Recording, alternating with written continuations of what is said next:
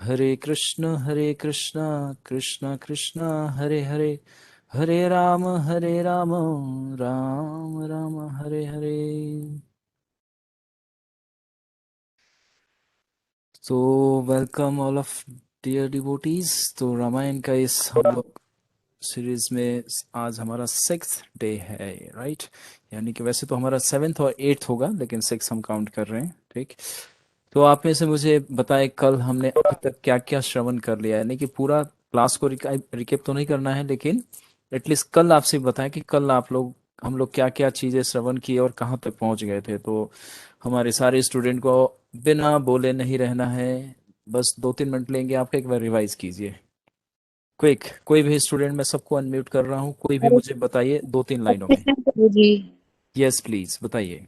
जी प्रभु जी, कल हमने सुना था कि जब भी वाल्मीकि जी नारद जी से मिलते हैं, उसके बाद वो राम जी के पूरे चरित्र को मेडिटेट कर रहे हैं। वाल्मीकि जी अयोध्या का जो सारा दृश्य है वो लाइव देख रहे होते हैं। और हम्म। रामायण जो है किसी न किसी ब्रह्मांड में हमेशा कहीं ना कहीं वो चल रहा होता है, हर गुड। ब्रह्मांड में। और गुड।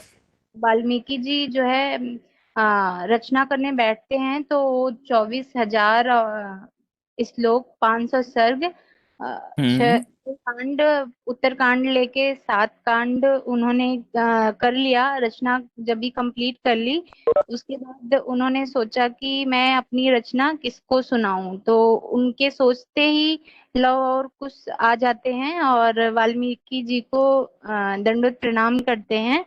और उसके बाद वाल्मीकि जी ने जो जितना पार्ट लिखा हुआ था, वो था रावण का वध, पलस्तव्य वध का कुछ नाम यहाँ तक था। गुड। कंप्लीट किया हुआ था और वही उन्होंने फिर लव कुश को सुनाया। और उसके बाद लव कुश ने वो सारा जो भी सुना, रामायण का जितना पार्ट उन्होंने कंठस्थ कर लिया। और फिर हम्म। उनकी जी लव कुश की क्वालिटी के बारे में बता रहे हैं, उनके रूप गुण का बखान कर रहे हैं। वेरी नाइस, हरी बोल। तो माधवी माता जी ने पूरा क्लास को बहुत अच्छे से श्रवण किया, मेक श्योर नोट भी बनाए हैं। तो देखिए, ये होता है लाभ। अब आप लोगों को तो कितना अच्छा लगा। मैंने जो 1 घंटे में रामायण सुनाया, उन्होंने माधवी माता जी ने सिर्फ 1 मिनट में सुना दिया। अब सोचिए कि जो 100 करोड़ का श्लोकों वाला रामायण जो ब्रह्मा जी से नारद मुनि ने सुने थे, तो उसको 24,000 में सुना दिया। तो अब प्रभु जी, जिन लोगों आपने ने तो कुछ हाँ जी। बताया था, हमने तो बस। बस इसी तरह से, क्योंकि ये आदेश हमारा नहीं था, हमारा प्रार्थना था। भक्तों से हमारा हमेशा प्रार्थना होता है, क्योंकि आदेश जो है वो भगवान देते हैं और उनके आचार्यजन या उनके पार्षद लोग देते हैं, लेकिन हम सिर्फ अनुसरण करें तो कृपा मिलता है। तो आपने पालन किया। अब उस कृपा का आपको भी कृपा मिला, मतलब हम हमें जो प्राप्त है वो आपको भी प्राप्त हुआ, जो आचार्य को प्राप्त है वही आपको प्राप्त हुआ। तो देखिए, 1 मिनट के अंदर अंदर पूरा समराइज हो गया। 1 घंटे का क्लास 1 मिनट में समराइज हो गया, सबको पता चल गया। जो लोग थोड़े से लेजी लेजी सुन रहे थे, अब उनको याद आ गया कि अच्छा हाँ, कल ये सारी घटना चली थी। इसीलिए हम आपसे बार बार प्रार्थना करते हैं कि आप लोग इसको नोट्स बनाया कीजिए, स्मरण कीजिए। मैंने क्या बताया, वाल्मीकि जी जब बैठे अपने गुरु से सुन के, तो ऐसा नहीं है कि ना एकदम से सारे काम धंधा करने लगे। वो फिर क्या किए, मेडिटेट किए। यानी कि जो इंस्ट्रक्शंस मिला अब उनको, उस पे मेडिटेट किया, उन्हें कंtemplate करते रहे। इसको बोलते हैं स्मरणम। और भगवान क्या भगवत गीता में बोलते हैं, अंत काले च मायवम स्मरण मुक्तवा कलेवरम। अंत समय में जब मेरे लीला को, मेरे रूप को, मेरे गुण को, मेरे भक्तों के स्वरूप को, मेरे स्वरूप को, मेरे धाम को, मेरे किसी भी कार्य को या किसी भी पैराफिनेलिया को अगर तुमने याद कर लिया, तो बिल्कुल निश्चित है कि मेरे धाम पहुंच जाओगे। अगर आपने ये 1 घंटा सुना, तो आपको भगवान ने स्मरण शक्ति दिया, 1 मिनट में आपने बोल दिया, तो यानी कि आप भगवान की कृपा प्राप्त कर लेंगे अंत समय में। इसलिए अंत काले च माँ एवं, भगवान बोलते हैं अंत काले च माँ एवं। माँ का मतलब मेरे, मुझे प्राप्त कर लोगे, मुझे ही प्राप्त कर लोगे। भगवान कहाँ रहते हैं, अपने धाम में रहते हैं। तो इसीलिए स्मरण शक्ति बढ़ाना है, कलयुग के जीव हैं, सब कुछ हमारा क्या है, शॉर्ट शॉर्ट शॉर्ट शॉर्ट। तो थैंक यू वेरी मच। अब इसमें कोई एक पॉइंट कोई और भक्त बोलना चाहेगा, 1-2 पॉइंट, 1-2 लाइन जो इन्होंने नहीं बोल पाए, वैसे ऑलमोस्ट कंप्लीट समराइजेशन कर दिया इन्होंने। हरे कृष्णा प्रभु जी। यस हाली माता जी, यस। प्रभु जी, आपने बताया था कि लव कुश जो थे वो गंधर्वों की तरह बहुत ही सुंदर थे और शुभ लक्षणों से संपन्न थे। उनका कंठ मीठा था। उनकी इन्हीं गुड। क्वालिटीज को देखकर वाल्मीकि जी ने उन्हें कथा सुनाने का निश्चय लिया कि इन्हें मैं कथा सुनाऊंगा तो ये आगे बहुत अच्छे से इस कथा को सुना पाएंगे। Good, very nice. ये भी एक एलिजिबिलिटी था। मतलब क्या एलिजिबिलिटी था कि गुरु अपने शिष्यों में से योग्य शिष्य को क्या करता है, वो छांटता है। जबकि भारद्वाज मुनि उनके साथ ही रह रहे थे। अब ऐसा उसमें दोष नहीं देखना है कि वो अयोग्य थे, लेकिन उन्होंने देखा कि इस जो काव्य की रचना की है, इसको मतलब सार्थक कौन करेगा, मतलब पूर्णतः जो इस पे एकदम इसको स्वीकार कर लेगा। जैसे स्पंज, आप लोगों ने स्पंज देखा होगा, जिसमें पानी सोख लेता है, तो वो अपनी आकृति को भी बने रहने देता है और पानी के पूरे अंश को अपने में समा लेता है। इसको बोलते हैं आध्यात्मिकता। भौतिक संसार में हम रहेंगे इसी शरीर में, लेकिन भगवान की जब कथा को अपने अंदर धारण कर लेंगे तो फिर हम क्या हो जाएंगे, दिखेंगे बाहर से वैसे ही। उदाहरण से आप लोग समझिएगा, दिखेंगे बाहर से बिल्कुल वैसे ही। जैसे स्पंद में पानी जब समाता है तो उसका साइज फूल नहीं जाता, वो सेम एज इट इज बना रहता है, लेकिन जब कोई उसको स्पर्श करता है तो उसमें मॉइस्चर और पानी थोड़ा सा स्प्रेस करेगा तो पानी बाहर आ जाएगा। उसी तरह से भक्ति और भक्त है। इस भौतिक संसार में हम रहते हुए आध्यात्मिकता को अपने अंदर उतार लेंगे, समा लेंगे, तो उसी तरह से जैसे आयरन रॉड आयरन को फायर को पूरा ऑब्जर्व कर लेता है, तो उसी तरह से ये पात्रता देखा वाल्मीकि जी ने लव कुश में, और उन्होंने वो काव्य उनको सुना डाला। यानी आज अभी सुनाएंगे, आज हम लोग श्रवण करेंगे। तो थैंक यू वेरी मच, बहुत अच्छा पॉइंट रेज किया, उनकी सुंदरता यानी लव कुश का ब्यूटी का भी हमने श्रवण किया। अभी बहुत छोटा है, अभी तो और आगे चल के जब उनका वास्तविक जब पास टाइम चलेगा, अभी राम जी इनसे मिलेंगे, इनकी सुंदरता पे मंद मुग्ध हो जाएंगे, वो नहीं जानते कि मेरा ही पुत्र है ना, तो भगवान लीला कर रहे हैं। गुड, तो थैंक यू वेरी मच सानी माता जी, माधवी माता जी, आप दोनों लोगों का बहुत बहुत धन्यवाद। आप लोगों को पूरा कृपा मिलेगा, इसी तरह से बढ़ते रहिए और ये नोट बनाते रहिए और स्मरण करते रहिए। 6 डेज हमारे पास होम टास्क रहता है, 2 डेज 1 डेज हमारे पास क्लास वर्क, यानी कि हमारा को क्लास वर्क से भी एक दिन का मिलेगा, बाकी होम टास्क हमारा रहता है। तो होम टास्क में आपको बैक टू गॉड हेड जाना है back to home back to class नहीं आना है, दोबारा नहीं इधर सुनना है, अब जाके घर में सुनना है, यानी कि भगवान के पास या भगवान के भक्तों के साथ। ब्रह्मा जी होंगे, शिव जी होंगे, नारद जी होंगे, चतुर कुमार होंगे, तो उन लोगों का भी कथा होता है, लेकिन उसमें इतना डिटेल होता है, आप सोचिए ब्रह्मा जी का 100 करोड़ रामायण क्या क्या होगा उसके अंदर। तो थैंक यू वेरी मच। अब आज हम लोग अगला जो चतुर्थ, आज हम लोग चतुर्थ सर्ग को कंप्लीट कर लेंगे, यानी चौथे सर्ग में हम लोग प्रवेश कर चुके थे कल, और आज पंचम सर्ग में चलेंगे, जिसमें अयोध्या का प्रारंभिक सुंदर चित्रण, यानी कि हम लोग श्रवण करेंगे कि अयोध्या सिटी था, विलेज नहीं। जैसे वृंदावन विलेज है, राम जी सिटी बॉय हैं सिटी में रहते थे, तो उसमें हम लोग प्रवेश करेंगे और जहां तक घूम पाते हैं आज आज वहां तक हम उनके नगरी में भ्रमण करेंगे। तो सभी लोग तैयार हो जाइए, अब त्रेता युग में चलते हैं श्री राम जी के, है ना, उनके धाम में। तो चलिए, हम लोग लास्ट हमने कल सुन लिया था कि जो रामायण है उसमें जो काव्यों की जो रचना उन्होंने की और जो लौक उसको सुनाया, उसमें 9 रसों को समाहित किया उन्होंने, है ना। मतलब जितना पोर्शन रामायण में है पूरा कंप्लीट, मतलब आदि चे मध्य चे अंत चे, है ना। आदि मध्य यानी कि बिगिनिंग मिडिल और एंड, तीनों में जो है, ये तीनों ही में अलग अलग रसों का आस्वादन होता है ना। जिसमें श्रृंगार रस, यानी कि भगवान का जब जब विवाह होगा राम सीता राम जी का, तो उसको श्रृंगार रस बोलते हैं, क्योंकि उसमें हस्बैंड वाइफ का एक्सचेंज होगा, service exchange, loving exchange, duty, responsibilities, है ना। फिर उसके बाद करुणा है, हास्य है, रौंद, यानी कि हमने 9 रसों को कल हमने चर्चा किया था, जो कि वाल्मीकि जी बता रहे हैं कि इस रामायण में ये 9 के 9 रस मिलते हैं हमें। तो एक बार रिपीट कर देता हूं, श्रृंगार, करुणा, हास्य, रौद्र, भयानक, वीर, विभत्स, अद्भुत, शांत, इन 9 रसों से युक्त काव्य को कुश और लौ ने गाया, यानी कि ये 9 रसों से वो पूरित था, यानी पूरा फुल था। तो आगे आज हम लोग बढ़ते हैं इसमें वे दोनों राजकुमार ज्ञान विद्या में निपुण, ताल और स्वर को भली भांति जानने वाले और स्वर संपन्न और गंधर्वों की तरह सुंदर थे।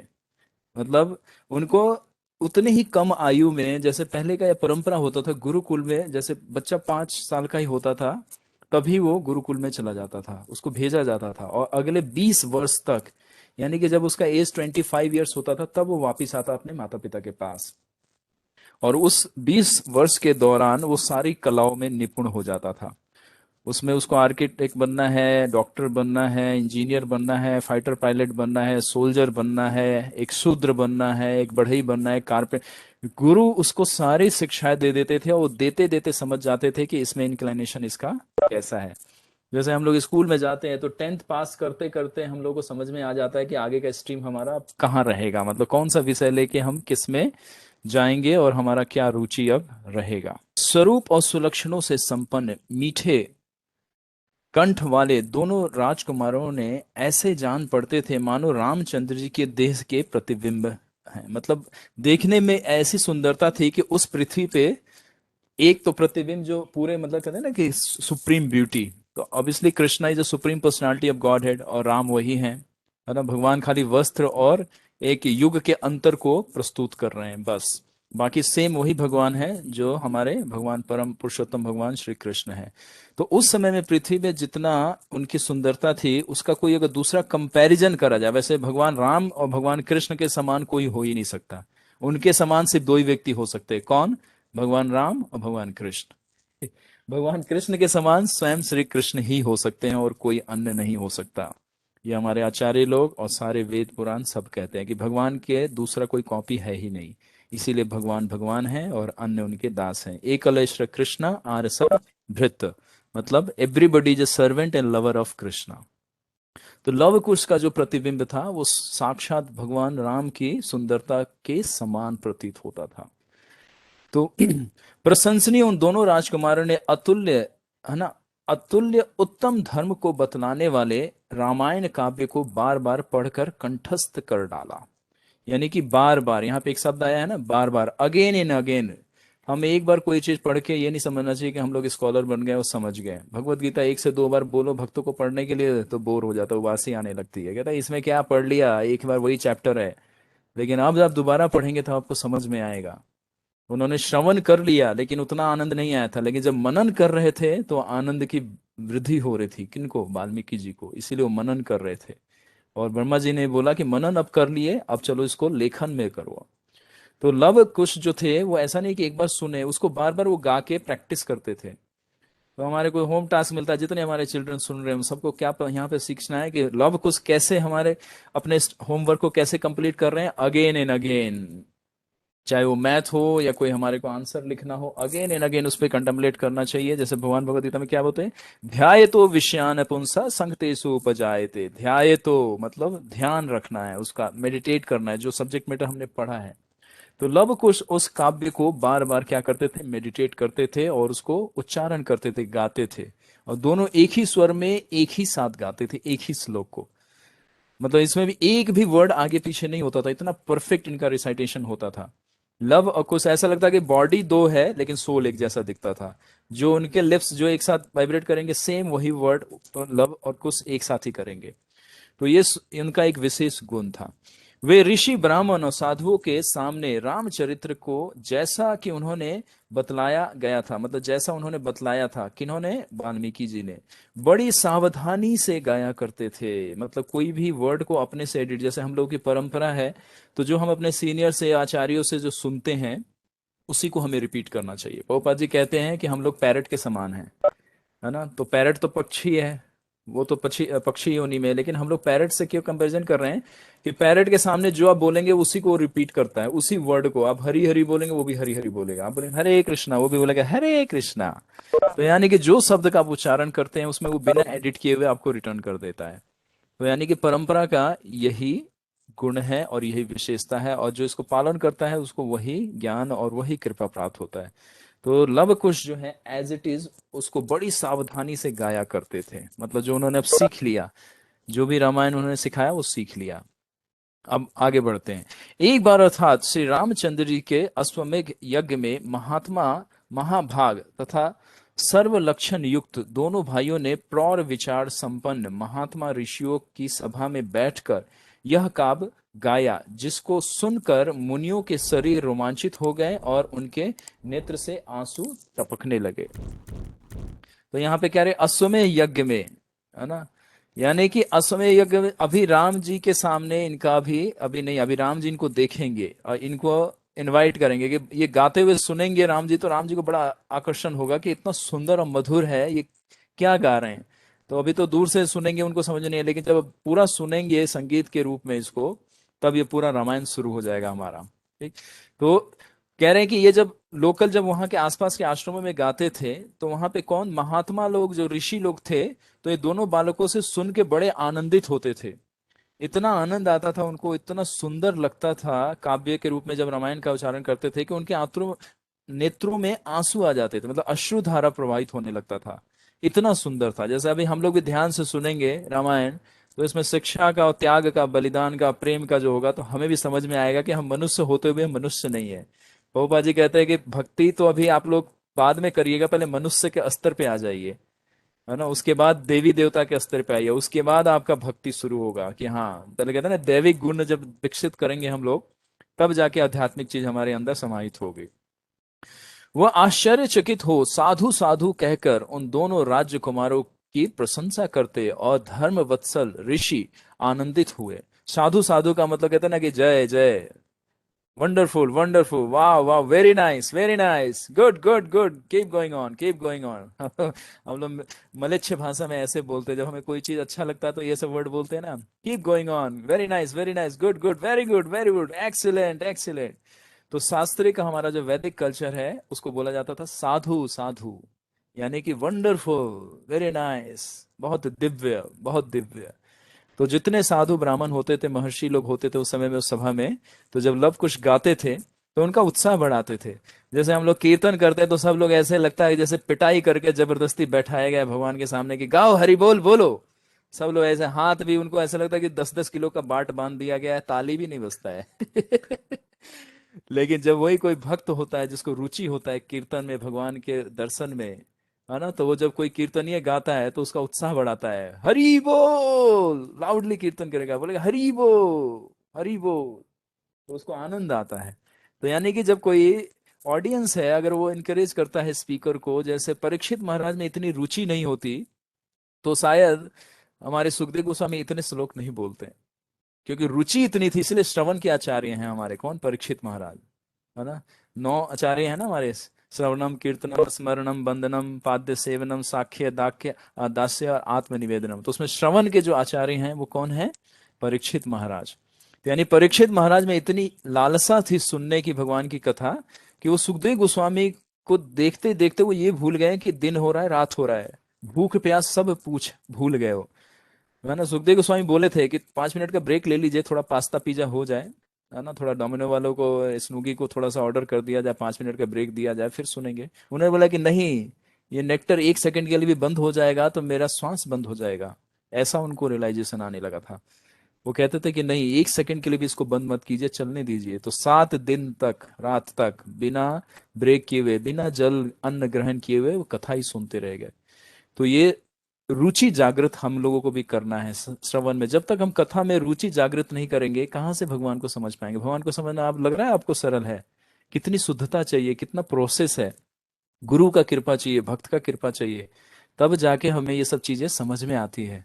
तो यहाँ पे वही है कि जो महर्षि लोग सुन रहे हैं, वो उत्साह बढ़ाना चाहते हैं, किसका, लव कुश का, कि और कही, और कही मतलब और कहो, और कहो, इसके आगे भी सुनाओ।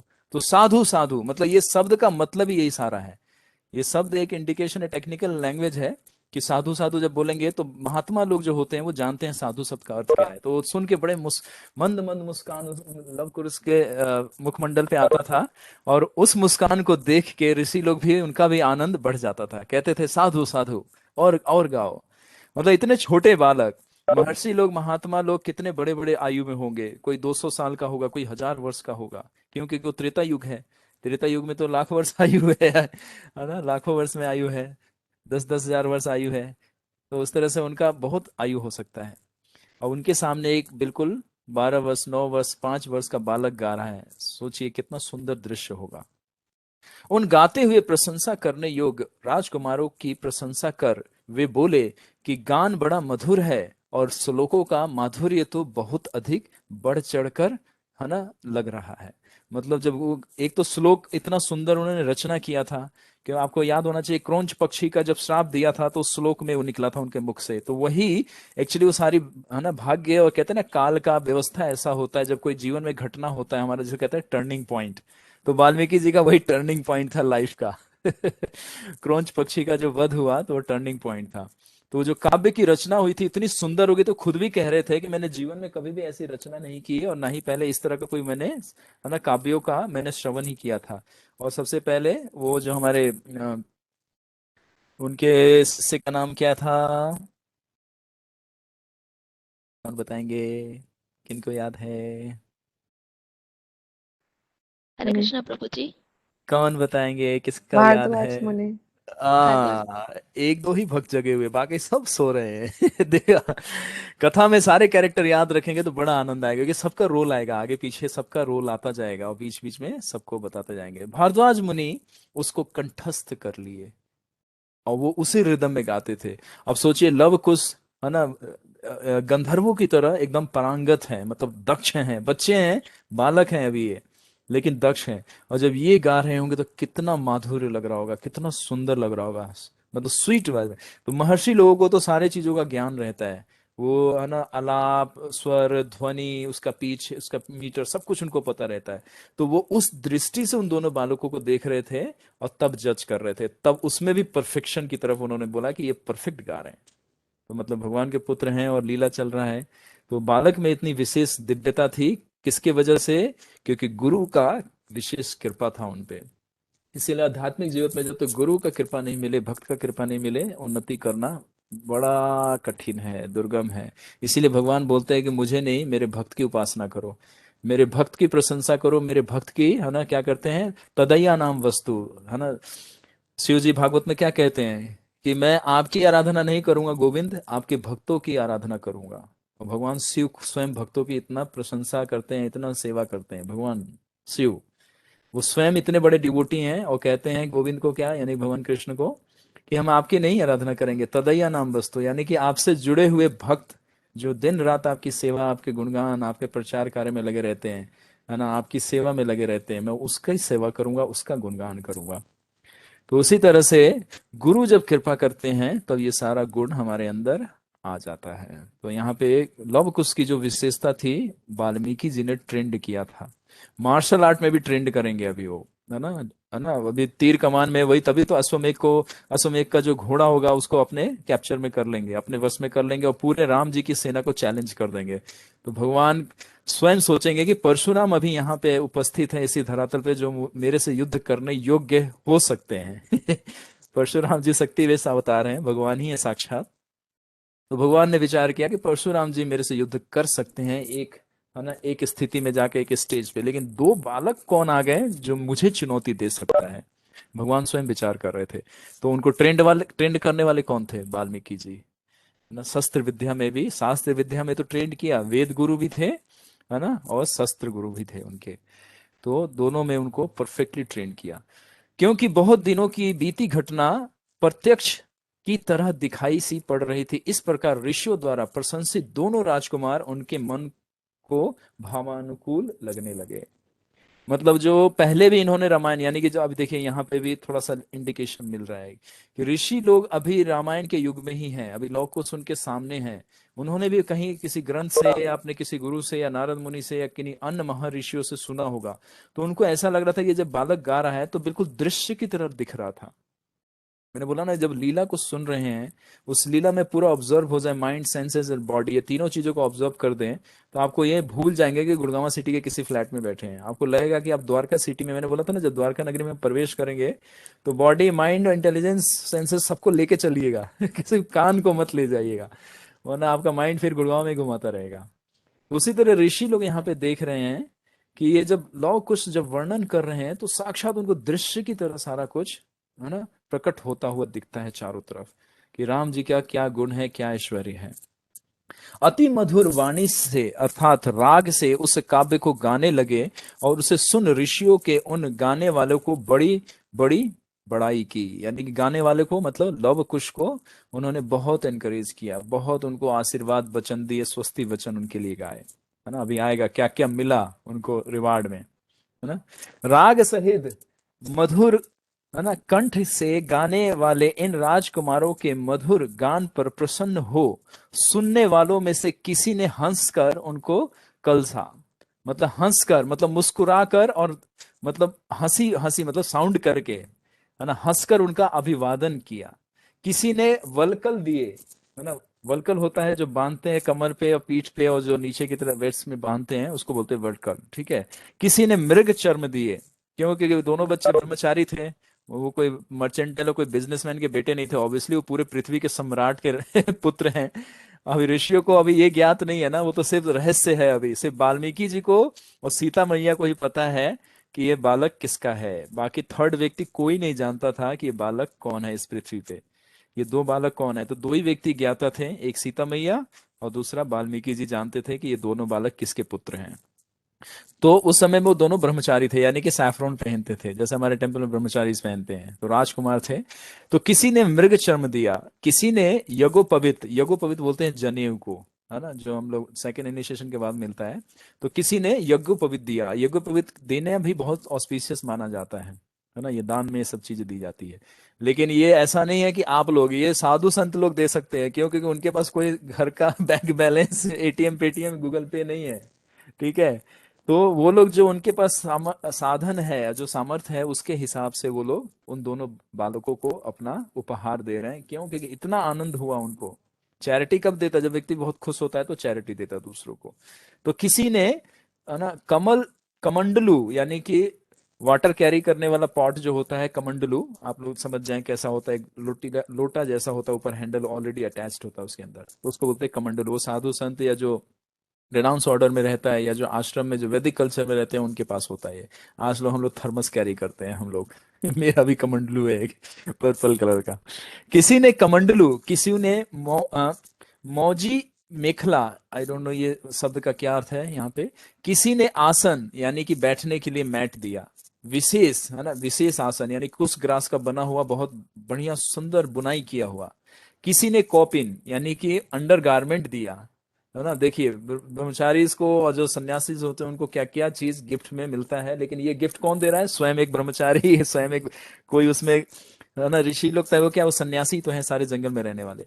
किसी ने कुल्हाड़ी, किसी ने कपाया वस्त्र, किसी ने चीर यानी कि उतरी, किसी ने जटा बांधने का डोरा यानी कि रिबन, रिबन भी दिया, है ना।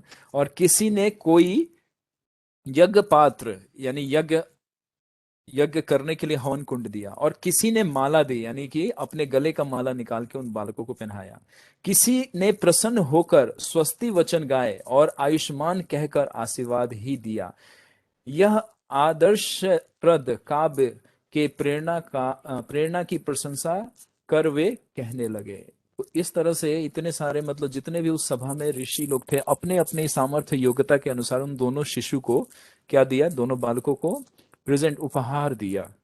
तो यहाँ पे देखिए, हम लोग दान पुण्य नहीं करते, हम सोचते हैं हमारा पैसा जितना है उतना बैंक में बचना चाहिए, फ्यूचर बनेगा। फ्यूचर कहाँ बनेगा, कल ही तो समझाए फ्यूचर है नहीं, ना पास्ट है, ना प्रेजेंट है, ना फ्यूचर है। जो जी रहे हैं ये क्या है, डे ड्रीम है। जैसे ही आंख खुलेगा आपको समझ में आ जाएगा। तो आंख खोलिए रामायण श्रवण करने से। यज्ञ दान, है ना, क्या है, पावनाम यज्ञ दान तपस्या पावना मनीषी नाम। भगवान 8वें अध्याय में क्या बोलते हैं कि महात्मा लोगों को भी शुद्ध करता है, दान करना चाहिए, है ना। महात्मा लोगों को भी शुद्ध करता है, जो ऋषि लोग है, पावना मनीषी नाम, ऋषियों को भी शुद्ध करता है। तो देखिए यहाँ पे वो ये गिफ्ट देने का मतलब क्या, चैरिटी दे रहे हैं उस बच्चे को। बच्चे को देख रहे हैं कि बच्चा ब्रह्मचारी है, आश्रम में रहता होगा, इसको कोई सुविधा नहीं है, तो कॉपिन दे रहे हैं, यानी अंडर गारमेंट, उत्तरी दे रहे हैं। जटा बांधने के लिए, क्योंकि जटाधारी है ना, बाल कटिंग नहीं, वो हेयर सैलून में नहीं जाके, वहां पे मैन सैलून में जाके कटिंग नहीं कराते थे, पूरा जटा बन जाता था, मतलब स्ट्रेचन बार्ड इनके हेयर्स हो जाते थे। तो उसको बांधने के लिए उन्होंने, है ना, डोरी दिया होगा, रेशम का हो सकता है या किसी वस्त्र से बना होगा, तो सारा गिफ्ट किया। तो यानी कि महात्मा ऋषि लोग अपने सामर्थ्य के अनुसार दान पुण्य वहां पे कर रहे हैं। इसलिए भगवान भगवत गीता में क्या बोलते हैं कि आप कितना महान बन जाओ, कितना भी शुद्ध बन जाओ, लेकिन यज्ञ, दान और तपस्या, ये तीन चीजों को कभी नहीं छोड़ना चाहिए। और वही मनुष्य के स्तर से बना रहता है, मनुष्य के स्तर से नीचे नहीं गिरता। और जो ये तीन चीजों को त्यागता है वो मनुष्य के स्तर से नीचे गिरना शुरू होता, उसका पतन होता है। अब यज्ञ क्या है, दान क्या है, तपस्या क्या है, तो आगे चल के हम लोग इसको चर्चा करेंगे। शॉर्ट में बताते हैं, यज्ञ हमारा हरिनाम है, जो 16 माला करते हैं यही यज्ञ है। तपस्या क्या है, मॉर्निंग में ब्रह्म मुहूर्त में उठना और अपनी साधना को रेगुलेट करना। और दान क्या है, दान जो आप पे आश्रित है, सन्यासी लोग, ब्रह्मचारी लोग, ब्राह्मण लोग, जो शुद्ध भक्त हैं, जिन पे कोई और दूसरा कोई साधन नहीं है, तो उनको अपने सामर्थ्य के अनुसार उनको क्या करना, सपोर्ट करना। क्यों? क्योंकि वो आपके लिए सारा व्यवस्था करते हैं। तो आपका ये ग्रस्त धर्म का क्या होता है, ग्रस्त जो वर्णाश्रम धर्म में आएगा अभी आगे चल के, रामायण में चारों वर्णों का भी उत्तर आता है। तो उसमें बताएंगे कि वर्ण जो ग्रस्त लोग होते हैं वो कैसे पूरे सोसाइटी को, पूरे कंट्री को कैसे प्रोटेक्ट करते हैं और मेंटेन करते हैं। अभी तक तो आपने क्षत्रिय को सुना था कि क्षत्रिय प्रोटेक्ट करता है, लेकिन गृहस्थ लोग कैसे राज्य कोष को कैसे बढ़ाते हैं, क्षत्रिय की क्या क्या पूर्ति करते हैं, ब्राह्मण सन्यासी जो होते हैं उनकी कैसे देखरेख करते हैं।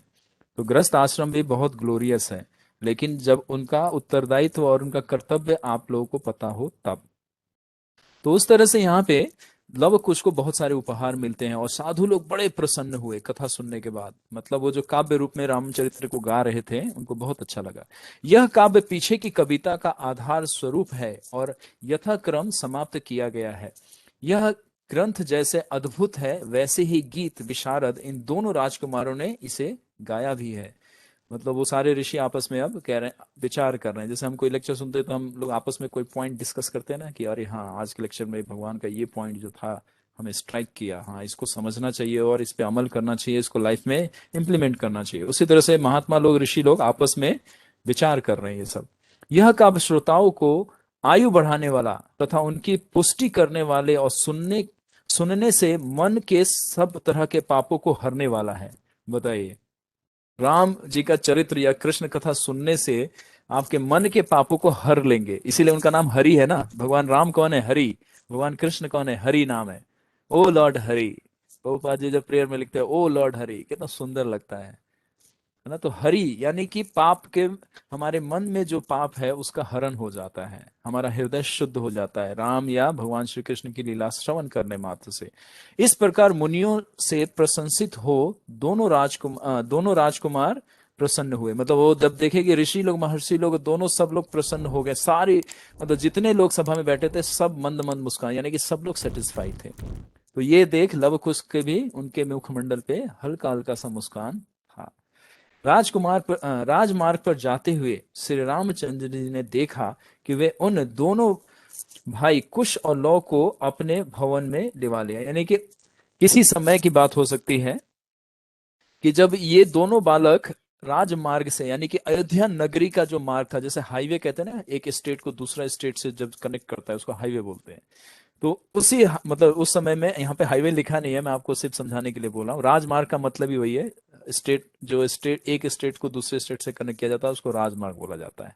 तो यहाँ पे वही लिखा है कि राजमार्ग पर चलते हुए लव कुश को श्री राम ने देखा। तो भगवान हो सकता है उस समय में भ्रमण कर रहे हो या किसी कार्य से, राज्य के कार्य से कहीं जा रहे हो, तो उन्होंने देखा कि दो बालक बड़े सुंदर कुछ गा रहे हैं। उन्होंने दूर से देखा अभी, तो अपने मंत्रियों को कहा होगा कि उन दोनों को बुलाओ, है ना। जैसे हमें कोई चीज अट्रैक्ट करता है तो उसको थोड़ा अटेंशन देते हैं ना, फिर उस पर स्टडी करते हैं है क्या ये। चाहे वो शोरूम में जाए, कहीं जाए, कोई चीज अट्रैक्ट कर देता है माइंड को, तो थोड़ा रुक के उस पर टाइम स्पेंड करते हैं, देखते हैं क्या है ये।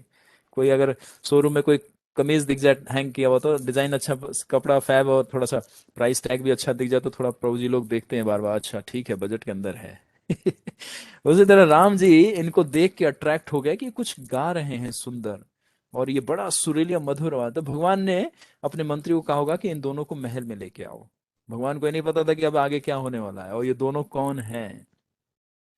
तो आगे बोलते हैं, शत्रु का नाश करने वाले श्री राम जी ने घर पर उन सत्कार करने योग्य दोनों राजकुमारों को भली भांति आदर सत्कार किया और आप अपना ऊंचे स्वर्ण के दिव्य सिंहासन पर आसीन कराया। यानी कि अब वो बुला लिए तो अपने राज सिंहासन में उन दोनों जो लव कुश आए हैं उनको एक ऊंचा आसन दिया जो कि गोल्डन प्लेट से बना हुआ था। उस समय में लकड़ी या ऐसा नहीं था, पूरा गोल्ड से बना रहता था। ऑब्वियसली भगवान वैकुंठ धाम उस समय में पृथ्वी पे उतरा हुआ है, तो स्वर्ण का मतलब यहाँ पे पूरा सोने का बना हुआ सिंहासन उस सभा में जहाँ पे सब राजा लोग बैठते, भगवान राम जहाँ पे बैठते हैं उसको राम दरबार बोला जाता है। ठीक, जहाँ पे भगवान श्री राम, लक्ष्मण, भरत, शत्रुघ्न और माता सीता बैठती हैं। तो वहां पे उन्होंने सबसे ऊंचा सिंहासन लव कुश को प्रदान किया। अब आगे क्या है कि मंत्रियों व भाइयों सहित बैठे हुए श्री रामचंद्र जी उन रूपवान और सुशिक्षित दोनों भाइयों को देखकर, है ना, लक्ष्मण, शत्रुघ्न और भरत से कहने लगे, कौन, भगवान श्री राम, इन देव समान तपस्वी गायकों के गान के लिए गायकों के गान किए हुए इतिहास को सुनो। मतलब अब भगवान राम जी अब उनको इंडिकेशन दे रहे हैं, किनको, अपने भाइयों को, लक्ष्मण, शत्रुघ्न और भरत को, कि देखो मैंने इसको कुछ गाने के लिए, अब ये जो गाएंगे उसको ध्यान से सुनना, बड़ा सुंदर लगेगा। मतलब अभी टीचिंग्स आएगा, उनको पता नहीं है कि अभी इन्हीं का स्टोरी गाने वाले हैं भगवान को अभी स्वयं नहीं पता है कि अभी क्या आगे दृष्टांत प्रस्तुत होने वाला है। तो तीनों को अपने सभा में इंडिकेट करते हुए, स्पेशली जैसे हम अपने किसी रिलेटिव को लेके जाते हैं किसी लेक्चर में, या कोई हमारा फ्रेंड जाता है, हमें पता रहता है कि आज का स्पीकर सही प्रेजेंट करने वाले हैं, ये फिलोसफी बड़ी बढ़िया से और अंदर हृदय तक पहुंचा देते हैं संदेश के भगवान को। तो हम कहते हैं ना, थोड़ा ध्यान से सुनो, ये आज क्या कह रहे हैं, अरे इधर उधर मत देखो, ध्यान से सुनो। तो भगवान श्री राम भी लक्ष्मण, शत्रुघ्न और भरत को क्या कह रहे हैं कि ध्यान लगा के सुनो, देव समान, यानी कि देव समान तेजस्वी, है ना, और तपस्वी ये दो बालक गायन आए हैं, इनका काव्य सुनो आप ध्यान से। तो यानी कि हमें हियरिंग अटेंटिव करना चाहिए।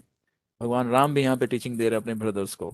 इसमें नाना प्रकार के विचित्र अर्थ सहित पद हैं, और यह कह उन्होंने उन बालकों को अच्छे प्रकार से गाने की आज्ञा दी। यानी कि भगवान अब श्री राम क्योंकि राजा हैं, तो उन्होंने क्या दिया, आज्ञा दिया। अब सुनिए, अब ये रामायण देखिए, इस रामायण में लव कुश है यहाँ पे प्रस्तुत, और राम दरबार, यानी कि राम जी का राज्य अभिषेक हो चुका है, यानी कि रावण का वध भी हो चुका है।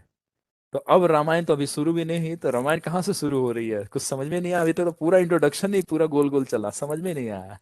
तो अब सुनिए रामायण कहाँ से शुरू हो रही है। मूवीज देखते हैं ना, बहुत पिक्चर पहले ही हो चुके थे, और शुरू के हाफ, मतलब 1.5 आवर तक पता ही नहीं चलता मूवी शुरू भी हो रही है नहीं हो रही है। तो जो सब होता है वो भूमिका होता है, हर चीज का एक प्लॉट होता है।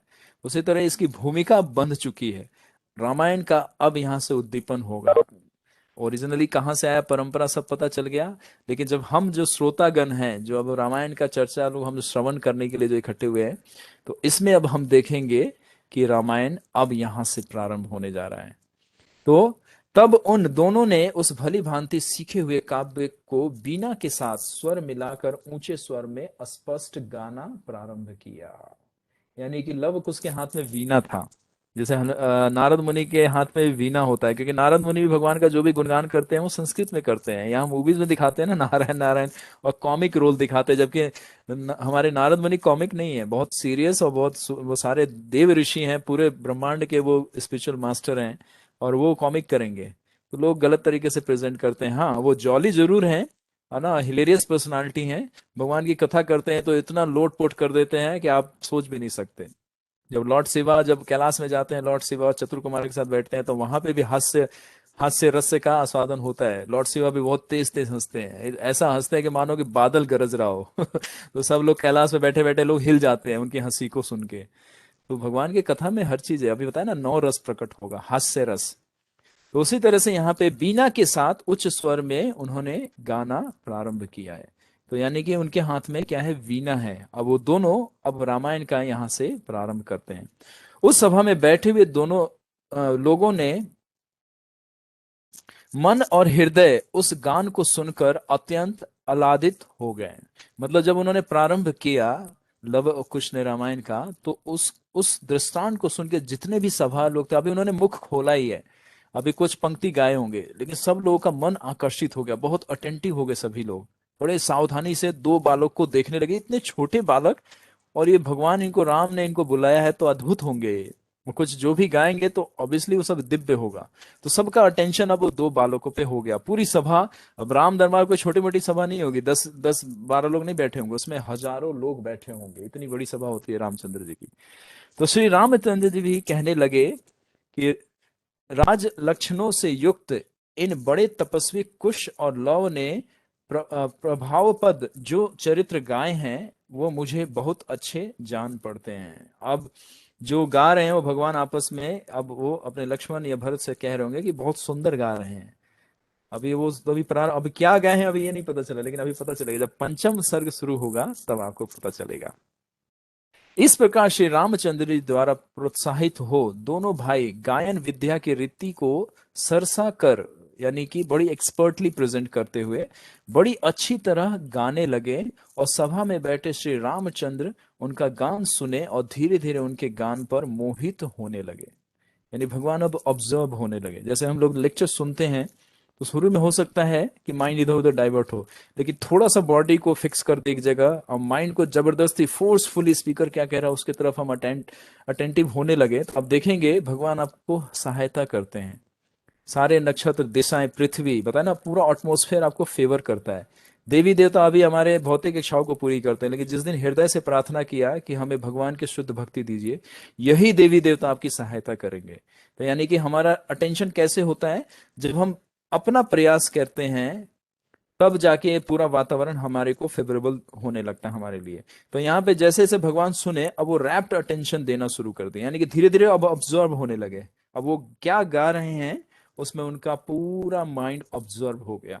यानी कि अब जब वो गाएंगे तो उनके राज्य में क्या हो रहा है क्या नहीं, जैसे आपको राजा कुलशेखर का आपको कथा सुनाया था, उसमें भी राम जी का ऐसा वर्णन होता था, ब्राह्मण सुनाते थे। लास्ट ईयर एक कथा हमने सुनाया था, तो देखते हैं समुद्र में चले जाते थे, कहते थे कि रावण तूने माता सीता का हरण किया है, मैं तेरा वध कर दूंगा, और पूरी सेना समुद्र में घूम डूबने तक हो जाती थी। तो कितने बार मंत्री लोग षड्यंत्र करके वापस बुलाते थे कि नहीं नहीं, राम जी को हमने बचा लिया है, हनुमान जी हमारे साथ थे, मतलब झूठ बोल के उनको वापस लाया जाता था।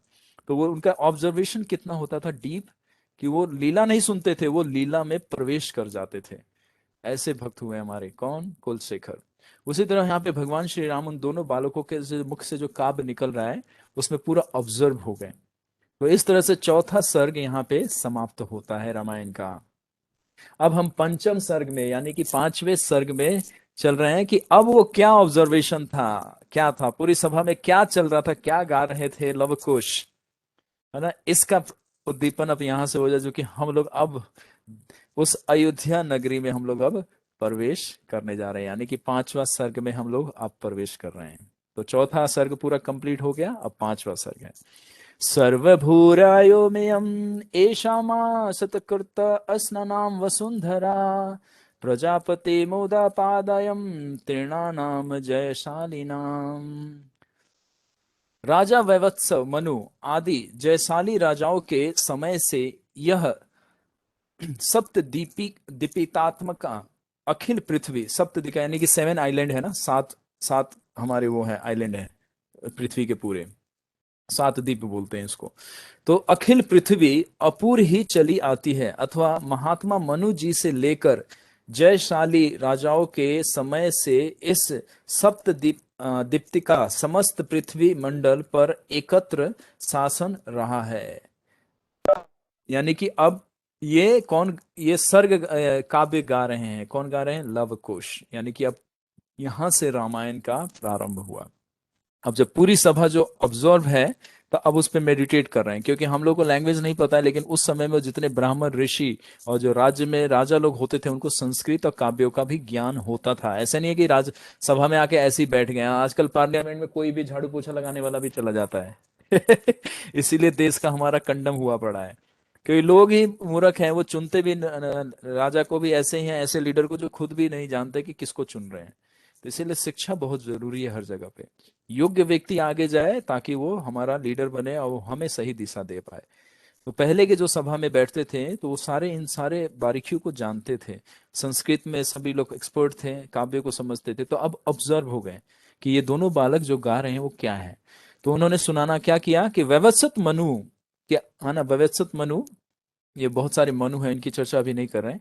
तो वैवत्सत मनु के है ना वंश में, जिसमें इक्ष्वाकु है ना, विवस्वान और इक्ष्वासु, वैवत्सत मनु के बड़े पुत्र का नाम है कौन, विवस्वान, और उसी परंपरा में इक्ष्वाकु आते हैं नीचे की तरफ। तो ये उसी परंपरा की बात करने जा रहे हैं, है ना। तो क्योंकि अब ये 7 दीपों का नाम लिए तो इससे भी एक समर राजा का भी कथा इसमें आएगा, लेकिन शॉर्ट में आएगा। फिर बाद जब उनका पूरा दृष्टांत आएगा तब उसका डिटेल चर्चा करेंगे। जिस वंश में समर नाम के राजा हुए, जिनके साथ 60,000 पुत्र चला करते थे, और जिन्होंने समुद्र खोदा था, समुद्र का सागर नाम सगर राजा से हुआ है। जिनका रथ इतना बड़ा पहिया था कि पूरे पृथ्वी पे उन्होंने एक बार भ्रमण किया था, तो उनके रथ के पहिए से ये 7 आइलैंड बना था।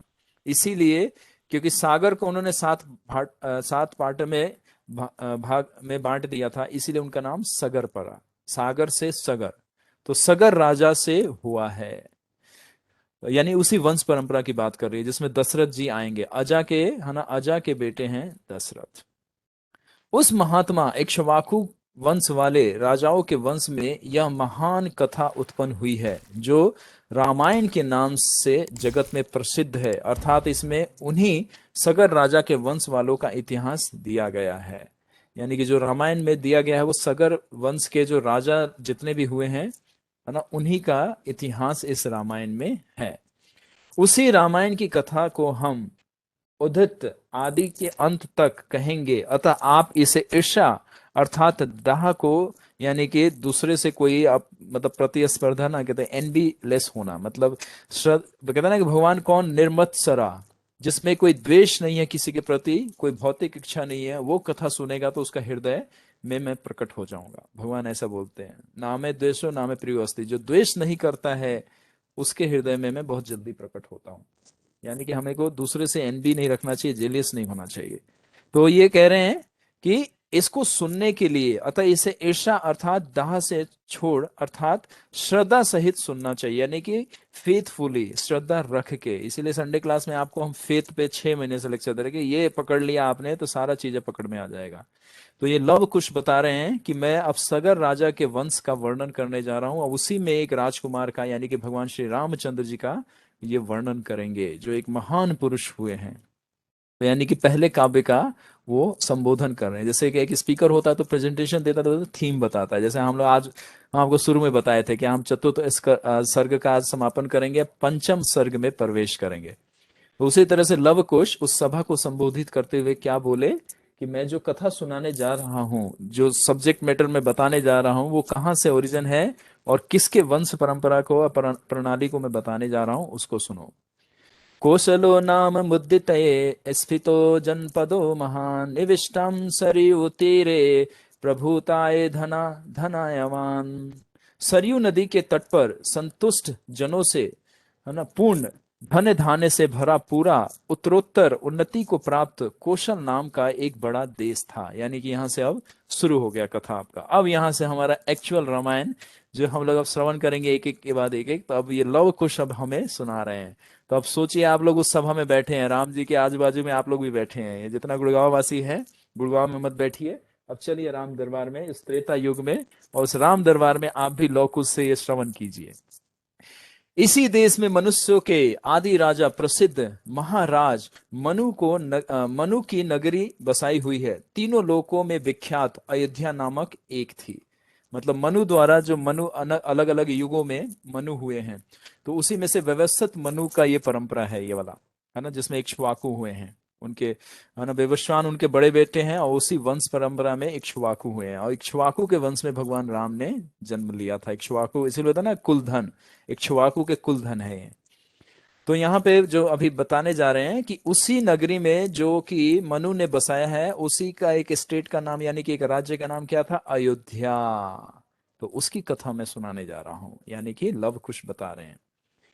तो आगे बढ़ते हैं। यह महापुरी 12 योजन, यानी कि अयोध्या का ये मेजरमेंट, फिजिकल मेजरमेंट, ये जो ज्योग्राफिकल आपका मेजरमेंट है होता है, 84 कोस यानी कि 99 मील चौड़ी थी। नगर में बड़ी सुंदर लंबी और चौड़ी सड़कें थी। अब देखिए पहले लाइन में आया, क्योंकि अब एंटर कर रहे हैं हम लोग अब राज्य में, यानी कि राज्य मार्ग से है। जैसे हम लोग यहाँ से वृंदावन से जाते हैं तो कोसीकला, पलवल, ये सब रास्ते में आता है। अगर कोई दिल्ली से थोड़ा सा इधर साइड से निकल के जाए, नोएडा से, तो यमुना एक्सप्रेस वे आता है। तो रोडों का वर्णन होगा ना, कोई जाएगा तब कैसे गए थे वृंदावन, तो आप बताएंगे ना कि मैं पहले नोएडा गया, फिर ग्रेटर नोएडा क्रॉस किया, फिर टॉल पास किया, उसके बाद यमुना एक्सप्रेस में आया, ओहो दोनों तरफ बिल्कुल ग्रीनरी ग्रीनरी, खेत दिखते थे, पेड़ दिखते थे, और हाईवे इतना परफेक्ट था, एकदम पिच था, कोई भी वेरिएशन नहीं, कोई रेड लाइट नहीं। उसी तरह से यहाँ पे राजमार्ग का कैसा है कि भगवान का जो राज्य था वो सिटी था। वृंदावन एक गांव है, विलेज है, उसमें कोई भी कंक्रीट का चीज नहीं दिखेगा आपको। लेकिन यहाँ पे राजमार्ग बहुत सुंदर और चौड़ी सड़कें थी, यानी कि अयोध्या का जो अब वर्णन शुरू हो रहा है, यानी कि हम अयोध्या में भगवान के राम के सिटी में प्रवेश कर रहे हैं। और किन की कृपा से? वाल्मीकि जी की कृपा से। और कृपा के साथ असीम कृपा किसकी है? लव कुश अब हमें भगवान के नगरी में क्या करा रहे हैं? प्रवेश करा रहे हैं। यानी कि सब लोग, आप लोग वैकुंठ पहुंच गए हैं साकार साकेत नगरी के मार्ग पे पहुंच गए हैं। अब कोई वापस मत आइएगा इधर गुड़गांव में, ठीक है? सभी लोगों को वहीं रहना है अब। वह पूरी चारों ओर फैली हुई थी। पूरी अर्थात सिटी, है ना? पूरी मतलब नगर को पूरी बोला जाता है। जैसे हमारा एक जगन्नाथपुरी है भगवान जगन्नाथ जी रहते हैं। वह पूरी चारों ओर फैली हुई है, बड़ी बड़ी सड़कों से सुशोभित थी। सड़कों पर नित्य जल छिड़का जाता था और फूल बिछाए जाते थे, यानी कि एवरी डे, है ना, फ्लावर से डेकोरेट किया जाता था जो भी मार्ग होता था। भगवान के महल का नहीं, सड़कों की बात चल रही है। जो सामान्य सड़कें होती थी उस पे फूल बिछाए जाते थे। सोचिए पहले कितना सुंदर लगता होगा। जैसे हम लोगों का फेस्टिवल होता है तो हम लोग रंगोली से कुछ कुछ चीजें बताते हैं, कितना ब्यूटीफुल लगता है ना, सिर्फ एक दिन के लिए, 1 घंटे, 2-3 घंटे के लिए, उसके बाद फिर वही बिरान बिरान सा लगता है। अब सोचिए भगवान का नगरी का वर्णन कैसा किया जा रहा है। ये वैकुंठ मतलब साकेत धाम का वर्णन है ये, जो भौम लीला यहाँ पृथ्वी पे चल रही है। फूलों से बिछाए जाते थे और जल छिड़के जाते थे। जल कैसे? केवड़ा पुष्पों के गंध से भरपूर होता था। हाथी उसको छिड़कते थे। हाथी के सूंड से, बड़े बड़े हाथी होते थे, वो हाथ में अपने सूंडों में लेके उसको छिड़कते थे। आगे वर्णन आएगा। इसी तरह द्वारका नगरी आपने सुना होगा, तो भगवान जब दिल्ली हस्तिनापुर से द्वारका नगरी में प्रवेश करते हैं, तो पौपा जी ने उसमें परपट में लिखा है भागवतम में कितना सुंदर से, कि भगवान श्री कृष्ण का नगर कैसा, वो भी सिटी है। द्वारका नगर भी सिटी है, मथुरा सिटी है, लेकिन वृंदावन गांव है। तो यहाँ पे भगवान का अभी सिटी का वर्णन चल रहा है। तो यानी कि सड़कें बड़े चौड़ी थी, विशाल चौड़ी थी, और फूलों से उसको एवरीडे सजाया जाता था। बहुत क्लीन, नीट एंड क्लीन, ऐसा नहीं गंद होता था, एकदम नीट एंड क्लीन एवरीडे। उसको रख रखाव, उसको साफ सुथरा करने के लिए कितने उसमें, है ना, सेवक लगे रहते थे। इंद्र की अमरावती की तरह, यानी कि जो कैपिटल सिटी है, आपको बता दें कि स्वर्ग लोक का जो कैपिटल सिटी का नाम है उसका अमरावती है जहां पे इंद्र का घर है। जैसे हमारे प्राइम मिनिस्टर कहाँ रहते हैं इंडिया गेट के आसपास रहते हैं ना, उसी तरह से हमारे जो मेन, जो हमारे chief commander of chief demigod हैं, वो इंद्र हमारे अमरावती, उनका कैपिटल का नाम है। स्वर्ग लोक तो एक पूरा नगरी है ना, लेकिन उसमें जो मेन एक पर्टिकुलर प्लेस है उसका नाम है अमरावती, जहां पे इंद्र वास करते हैं। तो बताया जा रहा है कि इंद्र की अमरावती की तरह, वैसे भगवान की तरह हो सकता है अमरावती भगवान अयोध्या की सिटी की तरह, लेकिन यहाँ पे हम लोगों को समझाने के लिए, क्योंकि अभी यहाँ पे डिस्क्लोज नहीं किया जा रहा है कि Ram ji supreme personality of the godhead है ना, वो साक्षात भगवान श्री कृष्ण है। लेकिन यहाँ पे अंडरस्टैंडिंग देने के लिए बता रहे हैं। इंद्र की अमरावती की तरह महाराज दशरथ ने उस पुरी को सजाया था। उसी पुरी के राज्य को खूब बढ़ाने वाला महाराज दशरथ उसी प्रकार रहते थे जिस प्रकार स्वर्ग में इंद्र वास करते थे। यानी कि ऑपुलेंस से कंपैरिजन किया जा रहा है। जबकि इंद्र एक बिल्कुल एक मतलब 1% होंगे, 100% से अगर कोई परसेंटेज दिया जाएगा अयोध्या के कंपैरिजन में, तो इंद्र का जो लोक है वो 1% हो सकता है। लेकिन यहाँ पे हम एक सामान्य व्यक्ति श्रवण कर रहे हैं, तो कंपैरिजन एक हायर चीज से दिखाया जा रहा है। जैसे भगवान का ब्यूटी का कमल पुष्प से किया जाता है, लेकिन कमल क्या है, मुरझा जाता है। तो अब भगवान की तो सुंदरता नहीं मुरझाती होगी ना। लेकिन आप उस सुंदरता को देख के किसी स्तर पे पहुंच के भगवान की सुंदरता को क्या कर पाएंगे? कंसीव कर पाएंगे, यानी कि थोड़ा सा उसको टच कर पाएंगे कि भगवान कितने सुंदर होंगे। उसी तरह से यहाँ पे ऐश्वर्य की बात चल रही है कि दशरथ जी ने इस तरह से डेकोरेट किया था उस पूरे सिटी को कि मानो कि साक्षात पृथ्वी पे इंद्रलोक है, इंद्रलोक। और अमरावती जो मतलब कहते हैं ना कि जैसे दिल्ली में हमारा जो दिल्ली का भी एक कैपिटल है सीपी, कनॉट प्लेस जो है वो दिल्ली का कैपिटल है मतलब वो एरिया थोड़ा पॉश एरिया में आता है, वेरी वेरी वीआईपी में, क्योंकि उसके आसपास से तो सारे मिनिस्टर्स और सारे हमारे एम्बेसी सारे उधर ही आसपास में ही, है ना, 5-6 किलोमीटर की रेंज में सारा आ जाता है। तो वो दिल्ली का भी कैपिटल है। और दिल्ली किसका कैपिटल है? पूरे इंडिया का, पूरे भारतवर्ष का कैपिटल क्या है? दिल्ली। उसी तरह से मतलब अमरावती जो है वो मतलब हाईली डेकोरेटेड होगा।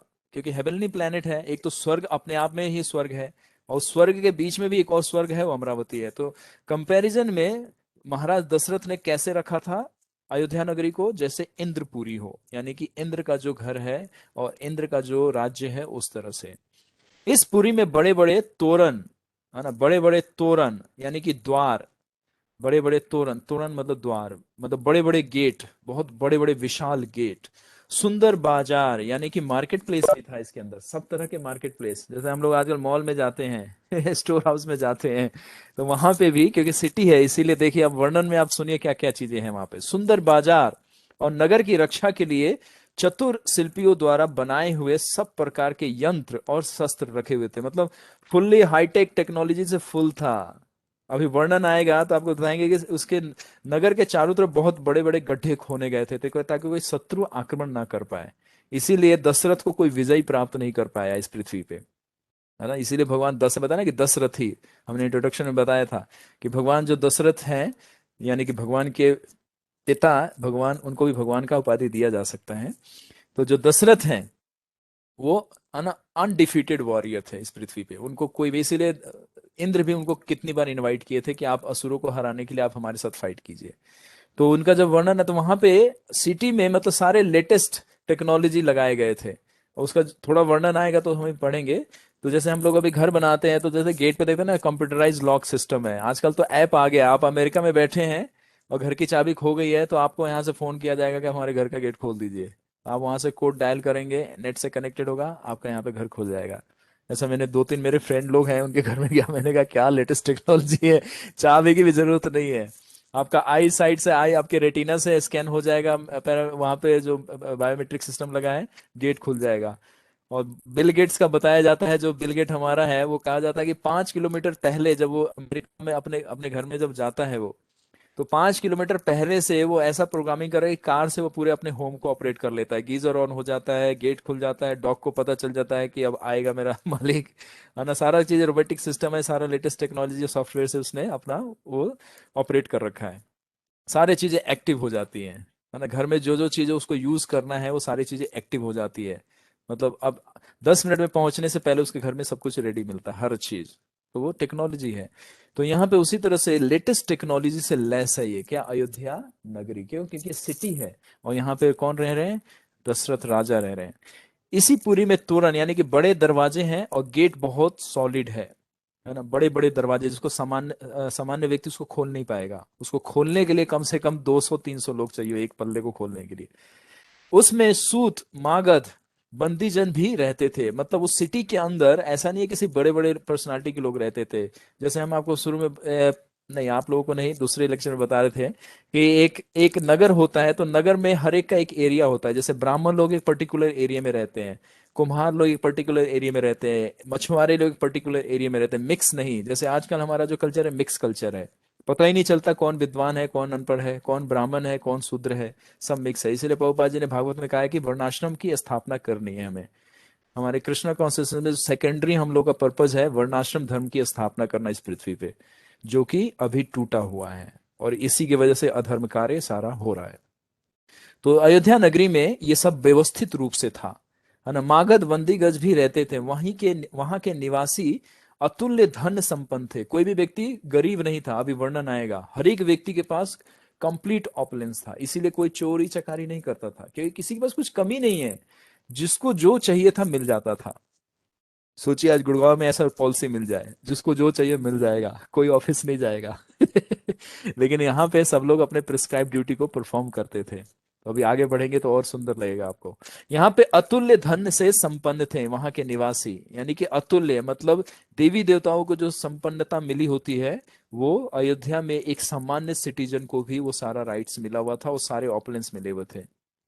उसमें बड़ी बड़ी ऊंची अटारियों वाले मकान जो ध्वजा पताकाओं से सुशोभित थे, मतलब यहाँ पे पता चल रहा है कि फ्लैट व्लैट जो आप देखते हैं, है ना, तो ये तो कबूतर खाने जैसे दिखते हैं। पहले पहले सामान्य जो सिटीजन थे वहां पे, उनके भी घर विशाल होते थे।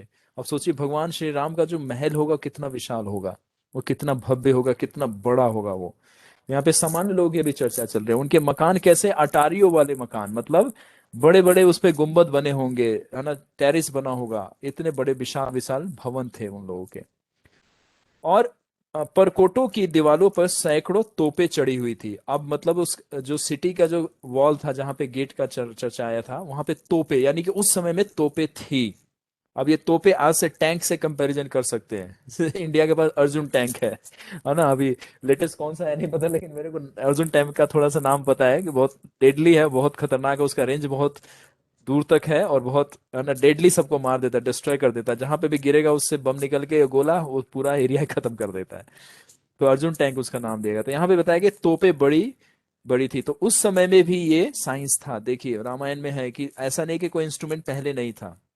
अभी जब शस्त्र विद्या की चर्चा आएगी तो हो सकता है बहुत सारी चीजें तो नहीं चर्चा कर पाएंगे, लेकिन कुछ चीजें बताएंगे जो पहले के टेक्नोलॉजी में आज का टेक्नोलॉजी कुछ भी नहीं है।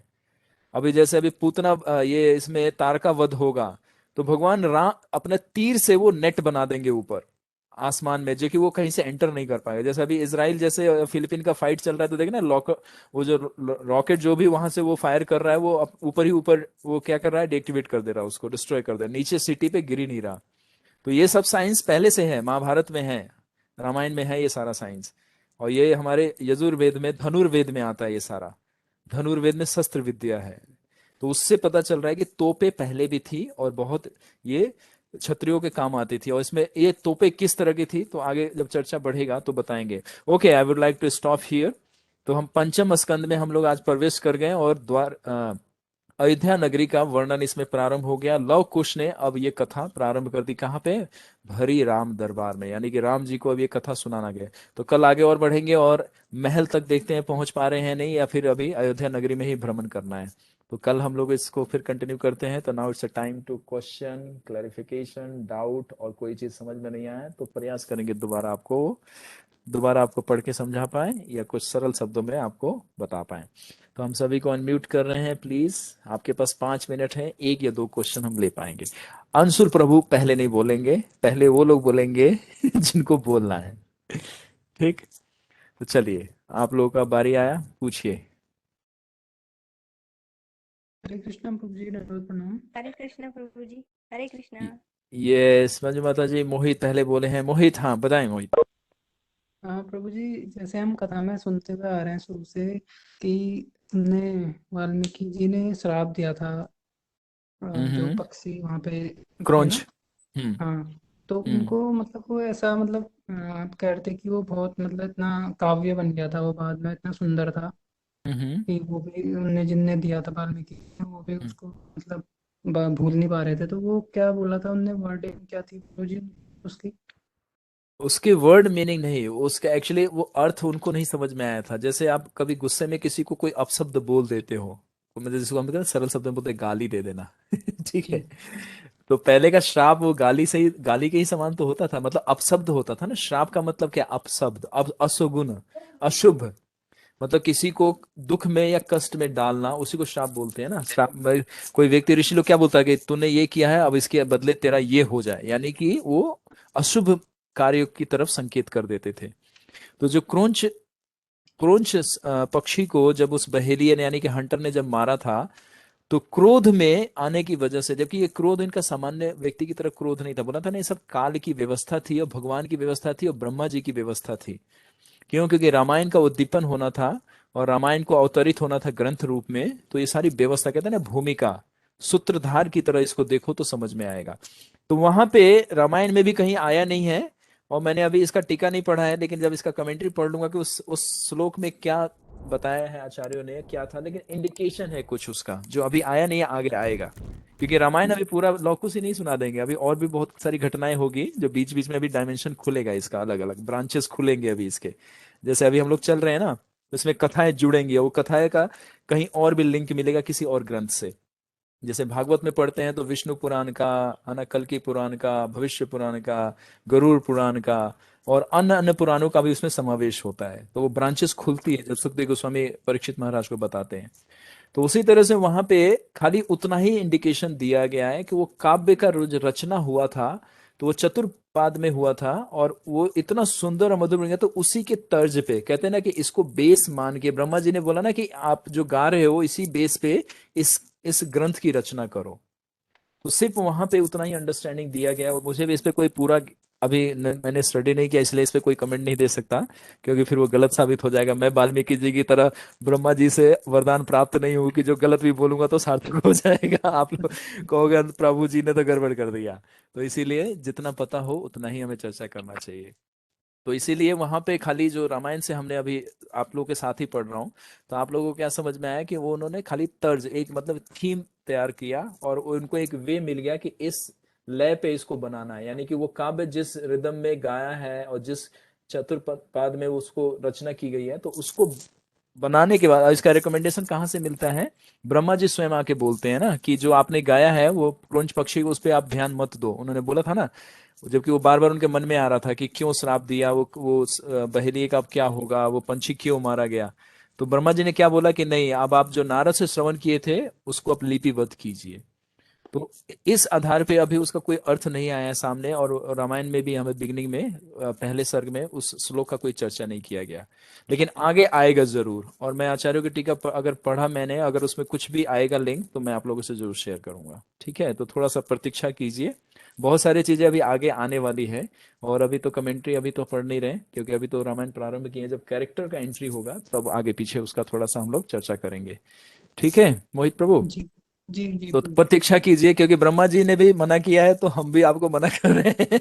ठीक है, कि हमें रामायण पे फोकस करना है और इसको, लेकिन आपके मन में जिज्ञासा है तो ऑब्वियसली उसका उत्तर जरूर होगा, क्योंकि भक्त जब इच्छा करते हैं तो ग्रंथ स्वयं प्रकट करता है उसके रहस्य को। तो रामायण है हमारे पास और हम लोग इसको सेवा भाव से सुन रहे हैं, शुद्धिकरण के लिए और प्रेम और श्रद्धा जागृत करने के लिए। तो इस ग्रंथ की कृपा हम सभी पे होगी। अभी बताया गया ना कि जो श्रद्धा से सुनेगा उसको प्रेम और सेवा मिलेगा राम जी का। ठीक, ओके मंजू माता जी, अब आप पूछ सकती हैं। थैंक यू प्रभु। हरे कृष्णा यस प्रभु मैम, जी। यस। हाँ जी, मैं एक्चुअली कोई क्वेश्चन नहीं है, बट फिर ये थोड़ा अच्छा लग रहा है कि हम अयोध्या नगरी में वाकई में पहुंच गए। मतलब मुझे तो ऐसे ही फील हो रहा था, मैं बस यही कह रही हूँ, क्वेश्चन कुछ नहीं है, बस धीरे अभी धीरे सब अभी गेट, क्लियर होता जा रहा है। यस यस यस, अभी सिर्फ हम लोग गेट पे पहुंचे हैं माता। अभी तो अभी अंदर प्रवेश, अभी तो गेट से देख रहे हैं कि बाजार दिख रहा है, बड़े बड़े ऊंची इमारतें दिख रही है, जैसे हम किसी सिटी में प्रवेश करते हैं। और यही विधि है, अगर बताया ना कि ऑब्जर्व हो जाना, जैसे राम जी अब ऑब्जर्व हो गए हैं बच्चे को देख के, अब उनके मुख से क्या निकल रहा है। तो ये कथा का एक्चुअली ये विधि है। परीक्षित महाराज पूरा ऑब्जर्व हो गए थे उसके अंदर कि अब मतलब अब सुखदेव गोस्वामी क्या कह रहे हैं उनके शब्दों पे नहीं, वो जो भाव जो है उनका जो लीला है उसमें प्रवेश कर गए वो। तो उसी तरह से आप लोग अयोध्या पे ध्यान दीजिए, अंतरात्मा के वाणी पे नहीं, भगवान राम पे ध्यान दीजिए। उस कथा में शिक्षा जो आएगा, उस कैरेक्टर, उस चरित्र का जो वर्णन आएगा उस पे ध्यान देंगे तो आपको रस मिलेगा, मतलब और जो जैसे नौ जैसे रस आप है वो मिलेगा। जैसे जैसे आप जैसे जैसे आप बोलते जा रहे हैं ना, हम उसी हिसाब से मतलब लग रहा है कि हम वहीं पे पहुंच गए हैं। बिल्कुल माता, तो इसीलिए मैंने बोला कि आप गुड़गांव मत आइएगा, वहीं रहिएगा आप। ठीक, ठीक बिल्कुल है। बिल्कुल। ठीक है, थैंक यू सो मच माता जी। प्रयास करेंगे इसको जैसे लिखा गया है वैसे ही वर्णन करो, और थोड़ा सा बीच में सरलता करने के लिए और थोड़ा सा माइंड से कनेक्ट कर पाए, इसीलिए मैं थोड़ा मटेरियल चीजें उसमें डाल देता हूँ। तो इसके लिए क्षमा चाहेंगे हम। क्योंकि हम लोग उतने अभी उस स्तर पे नहीं है कि डायरेक्टली सुनते रहें और सब समझ में आ जाएगा। तो इसीलिए क्योंकि एनालॉजी शास्त्र में भी दिया गया है, भगवान स्वयं कछुए का एग्जाम्पल देते हैं अर्जुन को। तो सोचिए भगवान को एनालॉजी देना पड़ रहा है अर्जुन को समझाने के लिए कि इंद्रिया कैसे नियंत्रण में होगी।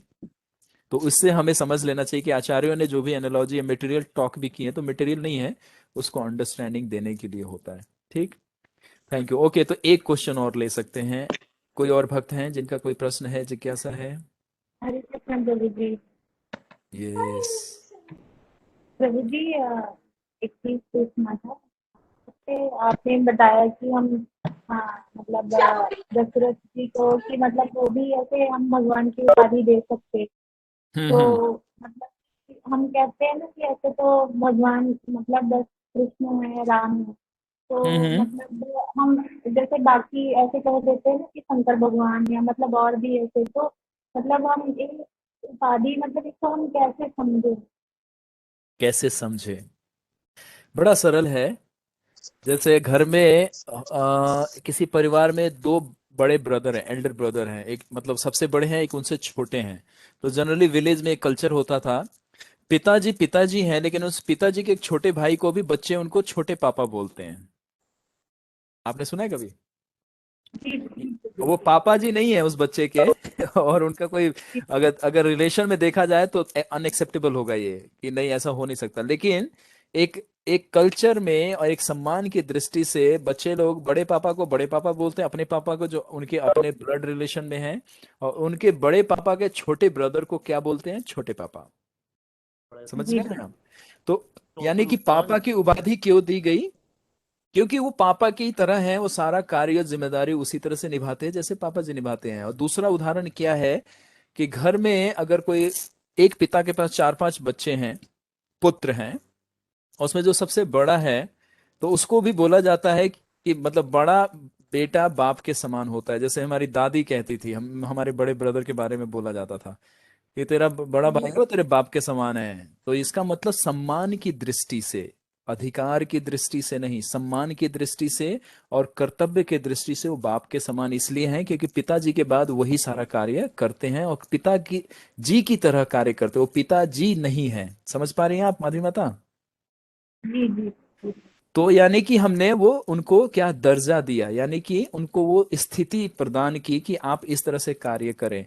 जैसे ब्रह्मा जी को भगवान बोला गया है, शिव जी को भगवान, क्योंकि ये गुण अवतार हैं और उन्हीं की तरह कार्य करते हैं, रचना करते हैं। कोई सामान्य व्यक्ति रचना नहीं कर सकता, इंद्र रचना नहीं कर सकते, लेकिन भगवान ब्रह्मा जी करते हैं। तो रचना तो ओरिजिनली कौन करता है? भगवान श्री कृष्ण है।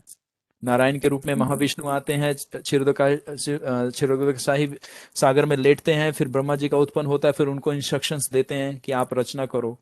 तो यानी कि भगवान के समान कार्य करते हैं, इसीलिए उनको भगवान की उपाधि दी गई है।